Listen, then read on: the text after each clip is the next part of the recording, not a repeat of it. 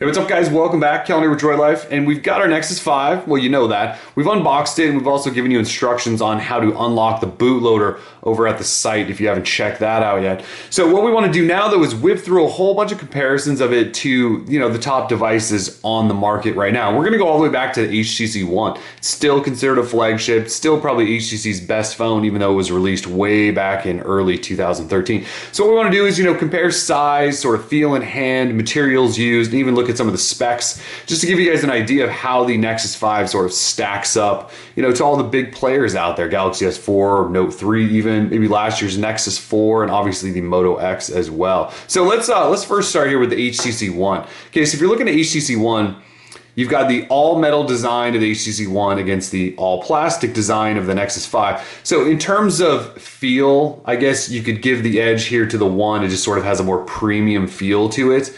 It just feels, it's definitely heavier. The Nexus 5 is just a really, really light device. So the HTC One is 143 grams. The Nexus 5 is only 130 grams. And I'm telling you, when you pick this up, it's substantially lighter than a device like the HTC One. But the HTC One is not necessarily light by any means. So you've got the dual front-facing boom sound speakers. You have dual speakers on the bottom here for the Nexus 5.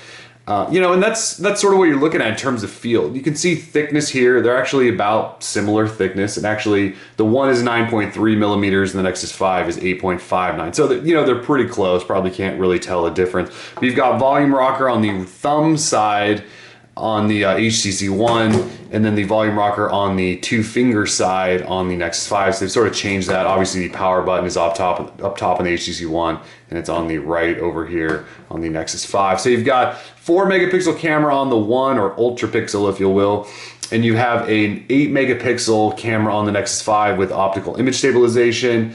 So, a big difference in camera there in terms of resolution. On the front, you have I believe it's a 2.1 megapixel wide angle camera on the One and just a 1.3 megapixel, sort of, probably HD-ish on the Nexus 5, not anything to write home about.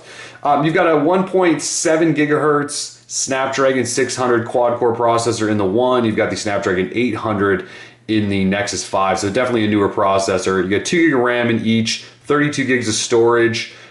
Actually, you can also get a 16 gig storage Nexus 5. I just went with the 32 gig. So neither have micro SD slots. The HTC One works on every single carrier. Nexus 5 works on everyone except Verizon, pretty much, but you guys already know that. So in terms of size, they actually look similar. If you put them next to each other, I would say, well, I can tell you the stats. The Nexus 5 is actually slightly wider. They're about the same height though, so they're similar in size. Again, the weight is the big difference here. So there's the Nexus 5 against HTC One. Now let's pair it up against the Galaxy S4, the flagship phone of the year. Most of you, or maybe me, would probably say, just because it's Samsung's big flagship. They sold millions and millions and millions of these things. So you've got a Snapdragon 600 in here as well, though it's clocked at 1.9 gigahertz. So edge to the Nexus 5 around the Snapdragon 800. You've got 2 gig of RAM in each. You do have a 13 megapixel camera on the Galaxy S4. No optical image stabilization there though. So that compares to the 8 megapixel with OIS on the Nexus 5. You do have a 2600 milliamp hour battery in the Galaxy S4 that you can remove. You have a 2300 milliamp hour embedded battery in the Nexus 5. You do have an SD card slot on the Galaxy S4. You do not have one on the Nexus 5. So you've got the Galaxy S4 on every single major carrier. Again, Nexus 4 only on everyone except Verizon. So in terms of size, I would say that the Nexus 4 is, well, they're about the same as well. So the Galaxy S4 is 69 millimeters wide, and so is the Nexus 5. The Galaxy S4 is 136 millimeters tall, and Nexus 5 is 137, so it's slightly taller. So in terms of size, you're looking at about the same. Galaxy S4 is 7.9 millimeters thick.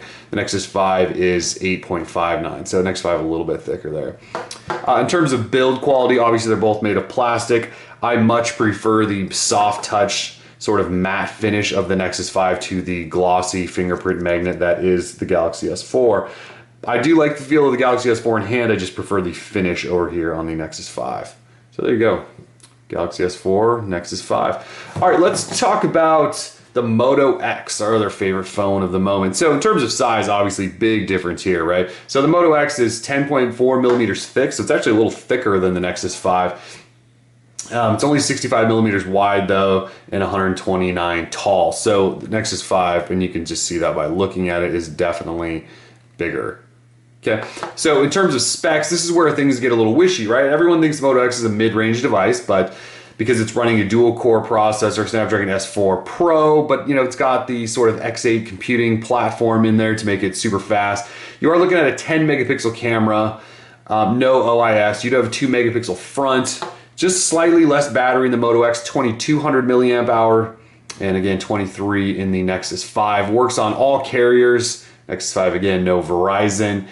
4.7-inch display on the Moto X, and you've got obviously the full 5. Also only 720p on the Moto X, 1080p on the Nexus 5. So in terms of specs, the Nexus 5 definitely comes out ahead of the Moto X just because it's got everything next gen in it, including wireless charging, which the Moto X doesn't have. But as you can tell, I have this bright yellow and blue Moto X because I customize it to what I like. You're never going to be able to do that with the Nexus 5. You got either a white sort of panda version like I've got or the all black version. So Moto X is still a killer device just because it feels so good in hand and you can customize it and it's on every carrier. The Moto X feels good in hand as well, but if you come from the Moto X, which I am, onto the Nexus 5, the size difference there is definitely noticeable. And you can see while I'm holding these in my hand, the the Moto X just sort of tucks back in there in your hand, and it's got these perfectly sort of rounded edges, and it just sort of sits right in your hand. The Moto X, you can see how much further up it sticks out of my hand than the Moto X. So definitely a big difference there. Nexus 5 doesn't feel bad in hand. Just compared to the Moto X, you really can't beat that whole feel. Let's look at, here's the Nexus 4. So this is last year's Nexus phone. And, pretty good phone, still just doesn't have LTE. Obviously, it's got a Snapdragon S4 Pro quad-core, 2 gig of RAM. I believe that's an 8 megapixel camera. I don't really have the specs on hand right now for the Nexus 4. I just sort of wanted to compare it for you so you guys can see what we're coming from. So I'm not going to lie, the Nexus 4 is a lot prettier than the Nexus 5. That sort of sparkly backside with the metallic Nexus logo up there is a lot better looking than the Panda phone. I'm not gonna lie, that's just personal preference from me. And obviously you guys know my troubles with the glass back, but sitting these side by side, this just looks so much more white. This almost comes off a little bit cream, if you will. Now I like the soft touch rather than, the fingerprints you can get on this. And obviously plastic's more durable than glass, but man, the Nexus 4 was a pretty little phone, at least in my opinion. So anyways, this is just a quick comparison to the previous Nexus phone. So anyways, and then just to do it, here is the Note 3. Okay, so Note 3 obviously destroys it in terms of size there. Thickness though, Note 3, we're looking at 8.3 millimeters thick, and the Nexus 5 is 8.59. So somehow the Galaxy Note 3 is actually a little bit thinner than the Nexus 5, if you can believe that. You can just see how much bigger of a device this is.